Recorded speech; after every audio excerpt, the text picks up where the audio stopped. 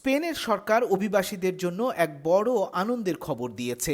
২৬শে জানুয়ারি দেশটির সরকার পোদেমোস দলের সাথে এক যুগান্তকারী চুক্তিতে পৌঁছেছে, যার মাধ্যমে প্রায় ৫ লাখ অনিয়মিত অভিবাসীকে বৈধ করার ঘোষণা দেওয়া হয়েছে। দেশটির এই সিদ্ধান্ত বার্সেলোনা, মাদ্রিদ ও ভ্যালেন্সিয়ার মতো শহরে বসবাসরত হাজার হাজার বাংলাদেশি পরিবারের জন্য বড় স্বস্তি নিয়ে এসেছে।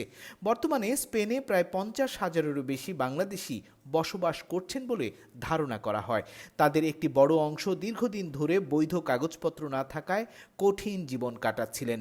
বিশেষজ্ঞদের মতে নতুন আইনের ফলে প্রায় ১৫ থেকে ২০ হাজার বাংলাদেশি সরাসরি উপকৃত হতে পারেন। তারা এখন বৈধ শ্রম চুক্তি করতে পারবেন, সরকারি স্বাস্থ্যসেবা পাবেন এবং নির্বিঘ্নে দেশে যাতায়াত করতে পারবেন।